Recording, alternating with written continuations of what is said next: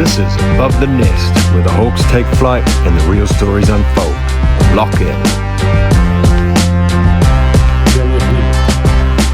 Okay, boys, special edition of the podcast tonight. Bushy, this podcast brought to us by Sterling Sports Napier. Shout out to the guys at Sterling Sports Napier. Thursday, Taranaki Airs beat Manawatu Jets 91-85. And Friday, Otago Nuggets smashed the Sharks 68-95. The Sharks, though, without four of their starters, so somewhat expected. But tonight, we finally get some ball against the Tauranga Whai here at home at Rodney Green Arenas. Rapidly, we go down 30-33 in a hard-fought one, and in the main game, Sal's NBL 95-101. What did you like straight off the bat?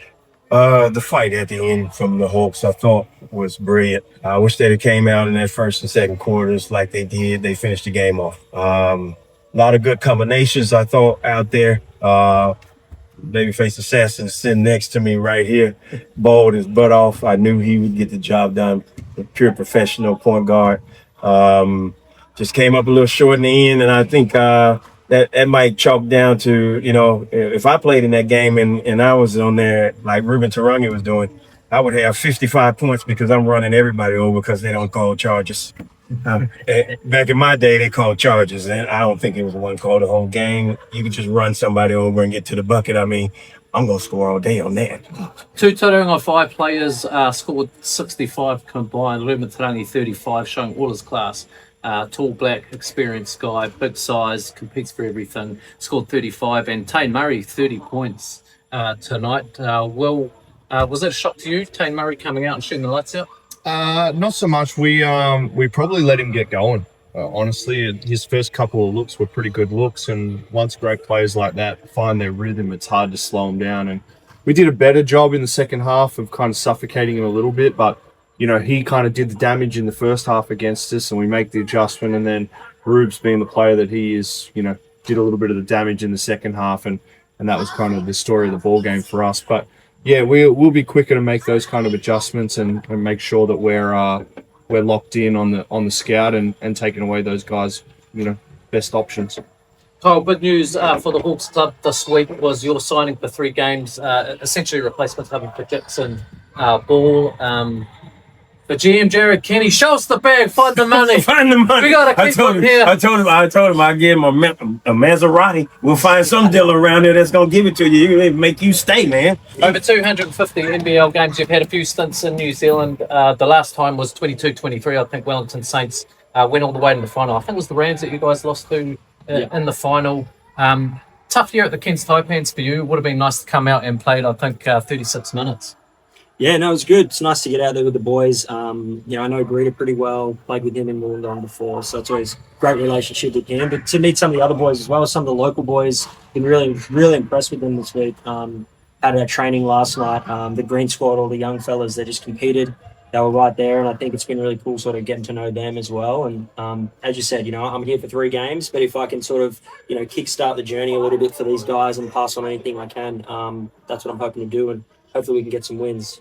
True pro, man. 21 points, 1 rebound, 8 assists, and by all accounts, Keanu yourself came in on Thursday, I think, so only a couple of trainings under your belt, so good to get. We were saying earlier on, last year we were 3rd lowest in the league for points per game. So to play the way that we did and still score 95, you've got to be happy with that. Yeah, I am, and we kind of found our groove a little bit in the second half, and that was going to happen. I know us as coaches and fans want to see it click quickly, but it's exactly it. Kyle and Keanu get off a plane and, they have 2 practices with us. Greeta's been here a little bit longer. We'll get Chase into the fold next week, and part of that, as I said to the boys, is mashing this all together. And, that first half, there was a little bit of looking to each other to who's going to go make a play, and in the second half, it felt a little bit more natural, and we found our legs. And so that was a big thing when speaking with Jared, pre-seasonal, when I was coming on to this kind of job, was that, to increase the points per game on the offensive end, and just, 5% better, I think put us in the middle of the pack. Mm-hmm. So that was kind of the goal. And on the defensive end, 10% better was going to put us, right up there as the top 4 teams defensively. So those have kind of been the goals of what Gruggs has built. We want to just make some slight adjustments, build on it, see if we can grow. And defensively, we didn't quite do that tonight, but there was signs that second half that I'll be able to clip up in video. The guys will get, and the more time we got together, the better it's going to be. The boys did force 9 turnovers though to our 5. You got to be happy with that. To only give away 5 turnovers this whole game was pretty outstanding. Bushy, tail of the tape though, 4 from 25 from 3 at 16%. It's tough to win games in this league when you're shooting that low from 3. Yeah, it is. It is. If you look at the 5, what they shot from the 3, what was it, like 11 from 20 or something like that, and we were 4 from 25. We still right in it. Yeah. We're still right in that game. Normally, if a team shoot like that, you getting blew out, man. Especially in this league, you don't get blown out. So, hey, hats off to the boys, and they will never shoot that bad again. That is a guarantee. Let's hope so, Cole. Dan Greeder, you've played quite a bit with Dan. I know you guys are good mates. He came out, shot 24 points, 13 rebounds, and featured 4 assists. So our Hawks player of the match tonight, without a doubt. Plenty of energy. He looks really, really fit. And he said in episode 2 that he felt injury-free. This is the first season in a while that he's had injury-free. So he looked good out there. Yeah, he sure did. He's coming off his best Australian NBL season as well. I think obviously getting his body right's been huge for him. So to have a full year healthy and then leading into this season, we know what he's done in this league in the past. So we just try and find him as a unit as much as we can. And he's sort of our energy guy, putting feet in the paint, him and Keanu. But Greta just really brings that energy as well. So we've got to feed that energy at times, and we did that in the second half. And I think it really sort of juiced everybody. So I agree, he was great. Well, down on sides tonight, obviously they had big Nick Tata and Dion as well with the height, although we played pretty good small ball. I think Bushy through some periods there. Kano took a little while to warm up, and I just like him going at the hoop. I think he looks best when he's aggressive going to the hoop. He's too fast, and it's not too many people that can get in his way. Yeah, I kind of said to him with a couple of minutes to go in that fourth quarter, I'm like, are you good? You need one? He's like, no. And, naturally no players coming out of the game when it's a 1-point game and then 3 minutes to go. Keanu, he's had a long, obviously, season with the 36ers and, hasn't been quite getting the burn that he wanted, on floor. So it's quite a spike for him to play those minutes. And I can only imagine that as we get his legs under him a little bit more, a few practices, that pace that we want to play with is going to be great. And, yeah, as you mentioned, we kind of adjusted in the second half and we went a little bit smaller and just said, to the 5, match us. You know what I mean? We can switch everything. We can corral guys. And, for a while there, we troubled them a little bit, going a little bit smaller. And, that'll be something we look to throw them out on throughout games. With a couple of guys not here yet, Jackson Ball still in Germany, and Chase Judah out with an injury for probably the next couple of games. A little bit of burn for some of the younger guys. CB3, your son, had an outstanding game. It's probably the best game I've seen him play in a couple of years, 12 points. And some big defensive plays too. I thought he did great, especially coach threw out that small lineup and he had to play the 5. He was guarding the big guy. And, like I told him when he fell on the ground, I said, that big guy can't guard you. It's as simple as that. It's a mismatch on that end. What you need to do is just play defense. Don't give him those lobs on the other end. I thought he came out with a little more energy in that second half, which showed in his play. And that was, I thought that was a brilliant move by going small in that period, and you let them play more to coach. I thought that because they were doing so well together. Yeah, and I thought that meshed pretty well. 22 points off the bench, and I think that's one of the positives for tonight, is showing just a bit of depth that we haven't had in the last 2 or 3 years out of the side. I think we've struggled to score any points off the bench in a number of games in the last 2 years. Ezra Eagle getting 6, Jacob Murphy getting 4, and Clifton Bush getting 12 points. So nice little contributions. Yeah, big time. And that's been our thing. I probably, could have rotated those guys in a little bit more. But, when we had that run in the third quarter and we're dragging the game back, you kind of, as a coach, sit back and go, I'm rolling with the guys that kind of are getting us there. And that can bite you at times. But I did look down the other end and thought, hey, we've got a little bit more legs than these guys. We just ran out a little bit at the end. And I said to the guys in the locker room too, there'll be games where you'll play more. There'll be games where you play less. And that's unfortunately the role of a guy coming off the bench. But when your opportunities come, they come, and I want you to grab them with both hands. And I said to the bigs tonight, we went small, and that's not because of anything you guys did wrong. Ezra was great, Tommy was great, but we're rolling with this small ball lineup and we're bringing this game back. Yeah. Tonight's, Cliff's night, and he plays more because it's working. That doesn't mean it doesn't, change for the next scout. But those guys, I want to show a lot of faith to that there will be opportunities, and you just got to put yourself there to be ready to take it. Love it. Kyle, I complained last week in episode 3 about the schedule, 3 games in 7 days. But when you take a loss like tonight, it's probably good to get on the bus, get going, and have a chance to turn that around. Absolutely. Best thing about basketball after a loss is having a quick turnaround. You can't do anything better than that. So we're excited for Taranaki, and I think just also being able to continue that second half. We really built up. I think it was a little bit of Will said it, feeling out the first half, that sort of thing. But second half, I think you saw what we are as a team. Both defensively, we've just been a little bit more chippy. We fouled a bit more, but I think it was good. We sort of were physical. Then offensively, I think you saw where we're at our best too, just kicking ahead, running, playing freely. So being able to drag that straight into Tuesday's game after that second half, I think is going to be a great start there. Yeah, crowd size was affected probably by the cyclone news over the next couple of days, but that second half really got the crowd back into it, and you could sort of get a bit of a feeling of what can happen here at Rodney Green Arenas, get the boys rolling.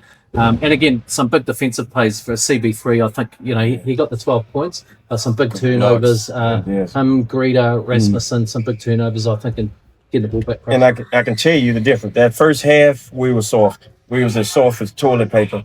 And then in the second half, we started getting a little physical. Man, you did some great. I was just watching you. You were on defense. You were a little pest. You were just slapping at the ball the whole time. Ended up getting a foul, but I'm okay with that because that's pissing them off, the other team, and they know you there. You're in their jockstrap, and that's the way you should play defense. You guys would have played 4 quarters like that. Might give it a different story, I think.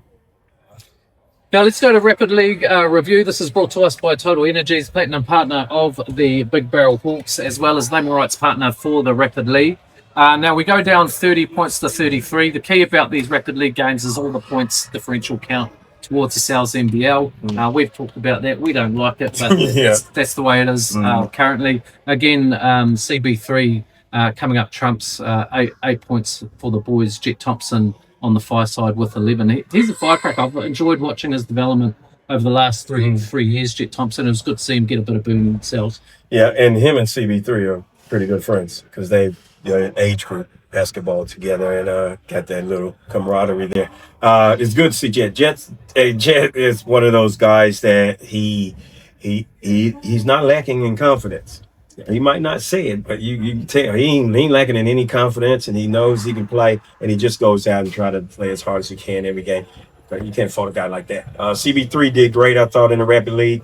Thought he probably could have played a little bit more in that Rapid League, but I know he was trying to that balancing act with some of the boys coming off the bench in the main game too. That's kind of tricky sometimes, you know what I mean? I think that was a little bit why that score was 3 points. Some of those boys you have to give them a little bit of a rest in the Rapid League, and you're gonna play them.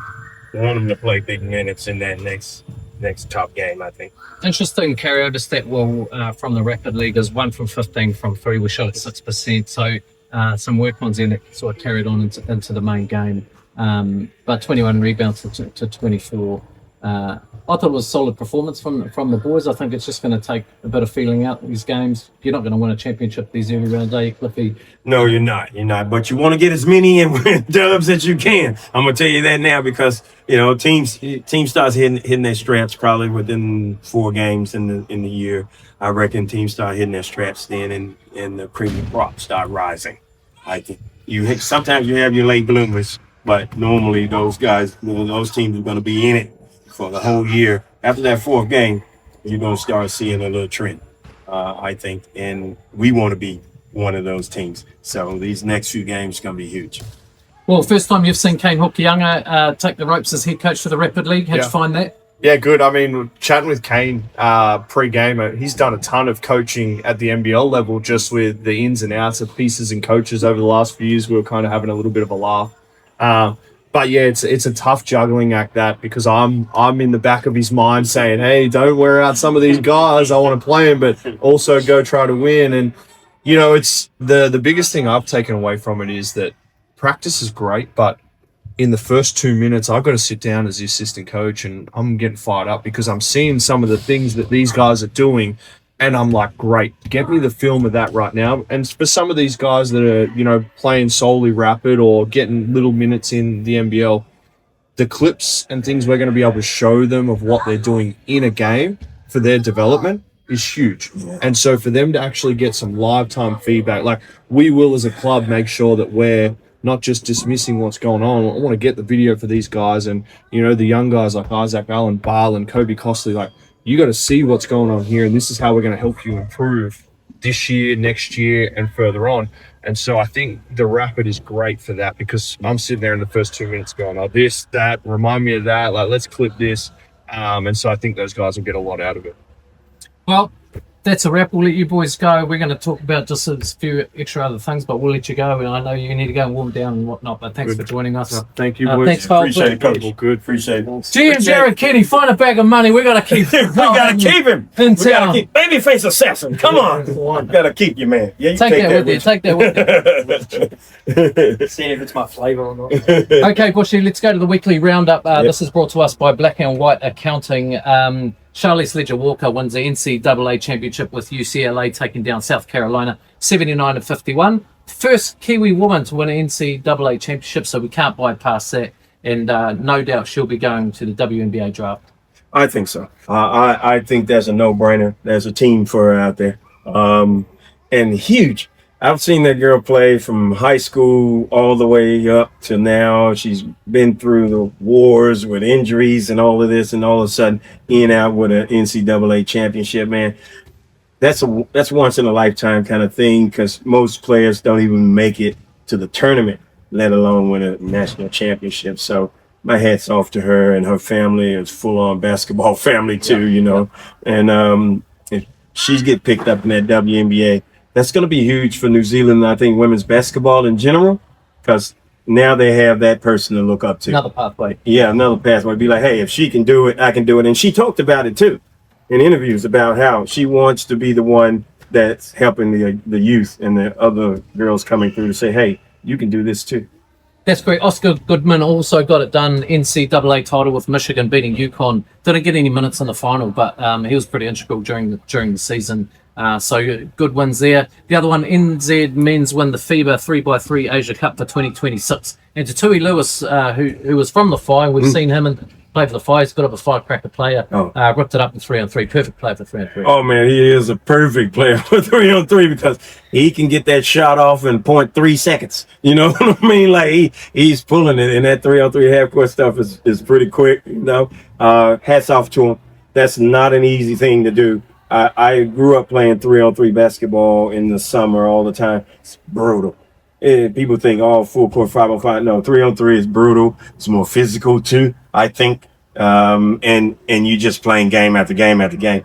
And you got to battle, man. You know what I mean? You got to battle. And you need to be a clutch player too, because that 3-on-3, you start bricking, you're getting blown out. Yeah. And Jackson Ball, obviously Cole Adnams here for replacement cover for Jackson Ball while he's away in Germany playing for the New Zealand under-18 select. They had two games this week versus China. They got it done 85-71.